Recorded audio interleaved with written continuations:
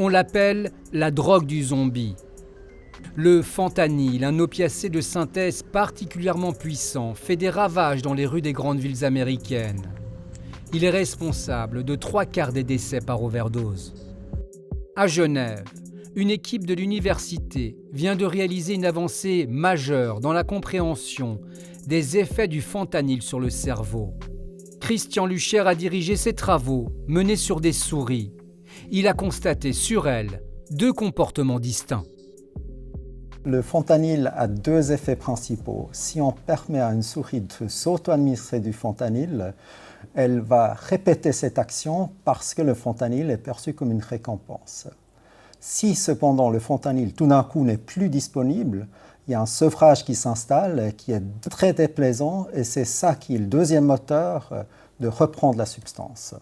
Ce que nous avons vu, c'est qu'en fait, quand ça se passe dans 2 régions distinctes du cerveau, que vous avez d'un côté l'aire tegmentale ventrale qui est à l'origine de l'effet renforcement positif et de l'autre côté l'amygdale centrale qui contrôle le sevrage ou le renforcement négatif.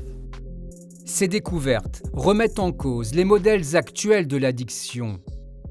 Dans les livres, typiquement, on trouve que le sevrage, donc cette partie déplaisante de l'absence de la substance, est en fait le revers de la médaille du même système. Alors nos recherches maintenant indiquent qu'en fait, ce sont 2 systèmes distincts qui sont impliqués et c'est ça qui change la manière comment on va penser l'addiction, notamment aux opiacés. Elles permettront d'affiner les traitements de substitution. Pour le moment, la substitution, notamment avec la méthadone, est le pilier principal du traitement de l'addiction aux opiacés. On peut s'imaginer maintenant qu'on sait qu'en fait, qu'on a affaire à 2 systèmes, qu'on développe des nouvelles molécules de substitution qui touchent l'un mais pas l'autre, et ça pourrait avoir une efficacité plus élevée. Pourquoi les opiacés sont-ils plus addictifs que la cocaïne ? Ces recherches genevoises, menées en collaboration avec 2 laboratoires français, offriront également à l'avenir les clés pour répondre à cette question.